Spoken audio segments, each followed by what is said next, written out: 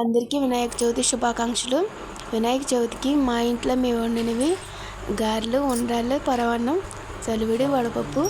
బయట నుంచి ఒక 4-5 రకాల ఫ్రూట్స్ తెచ్చాము. ఇంకా పత్తిర్లు.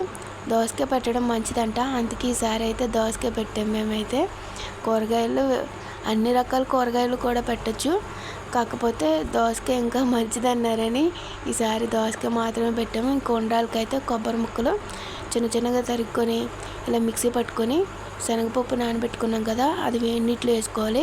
2 కప్పులు వేడి నీళ్ళు పెట్టుకొని శనగపప్పు ఉడికించుకోవాలి.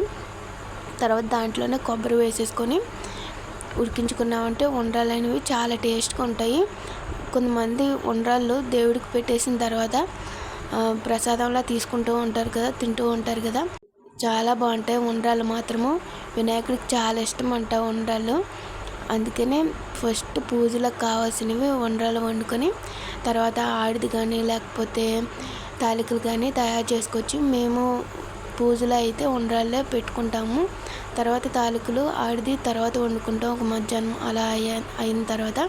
ఇప్పుడైతే నూక వేసుకున్నాం కదా, నూక అయితే ముందు రోజే బియ్యం కడుక్కొని ఆరబెట్టుకొని నూక ఇసురుకోవడమో లేకపోతే మిక్సీ పట్టుకోవడమో చేసుకోవాలి. అప్పుడు ఉండ్రాళ్ళు అయితే పొడిపొల్లాడుతూ వస్తుంటాయి.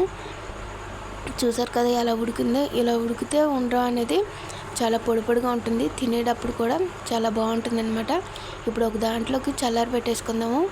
అప్పుడు సైజుకి తగ్గట్టు ఉండలు చుట్టుకోవాలి. ఎప్పుడైనా సరే ప్రసాదం అనేది చిన్న చిన్నగా చుట్టుకుంటేనే మనకి బాగుంటుంది. కొందరు చాలా పెద్ద ఉండలు చుడుతూ ఉంటారు, కానీ అటు దేవుడి మాల పెట్టడానికి కష్టమవుతుంది, ఎవరికైనా ఇవ్వడానికి కూడా ఒక్కలే తినలేరు అనమాట. అందులోనూ ఉండ్రాలు అనేవి ఎక్కువగా ఎవరో తినరు కదా, అంటే ఎక్కువ స్వీట్ ఉండదు, కారం ఉండదు, తక్కువ తింటూ ఉంటారు. అందుకని ఎవరికైనా సరే ఏదైనా ప్రసాదం ఇచ్చినప్పుడు తక్కువగానే ఇవ్వాలి, ఎక్కువ ఇవ్వకూడదు. అది పూజలు చేసుకోలేని వాళ్ళకి ప్రసాదం పెట్టామనుకోండి కళ్ళకు అద్దుకొని తింటారు.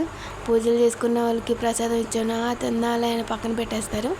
అందుకే ఎప్పుడైనా సరే ఫస్ట్ మీరు ప్రసాదం ఇవ్వాలనుకుంటే పూజ చేయలేని వాళ్ళకి, మీ ఇంటికి ఎవరైనా వస్తే మామూలుగా అడిగే వాళ్ళు ఉంటారు కదా, అలాంటి వాళ్ళకి పెట్టండి.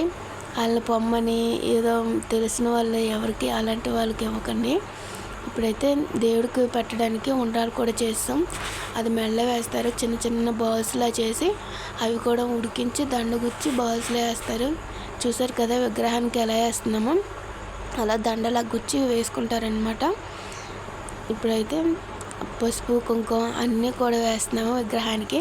ఎలక చేయడం అయితే మర్చిపోయారు, మళ్ళీ ఎలక తయారు చేసుకురావడానికి వెళ్ళారనమాట. ఇంకా కలర్ పువ్వు అయితే మేము దండలా గుచ్చి ఇలా వేస్తున్నాము. అన్నీ కూడా పెడుతున్నాము. మేము తెచ్చినవి అన్నీ కూడా ఫ్రూట్స్ అయితే 4-5 రకాలు తెచ్చాము. ఇంకా పత్తిర్లు ఇవన్నీ కూడా వేస్తున్నాం. ఇంకా మేము వండినవి అన్నీ కూడా పెట్టి ఇలా పూజ చేసుకున్నాము. మనం ఎప్పుడైనా సరే అప్పటికప్పుడే హడావుడిగా వండుతాం అనుకుంటాం, కానీ సరిగ్గా దేవుడి మాలకు వచ్చేసరికి అన్నీ నిండుగా కనిపిస్తూ ఉంటాయి. ఎంత హడావుడిగా వండినా, ఎంత ముందు ప్లానింగ్ లేకపోయినా సరే పూజ దగ్గరికి వచ్చేసరికి అన్నీ పర్ఫెక్ట్గా కుదిరిపోతాయి అన్నమాట. చూసారు కదా మా దేవుడి మాల ఎలా ఉందో. కొంచెం అన్నీ తక్కువగానే వండాము. పూజ చేసుకునేటప్పటికి మాత్రం పూజ రూమ్లో అన్నీ కూడా నిండుగా ఉన్నాయి.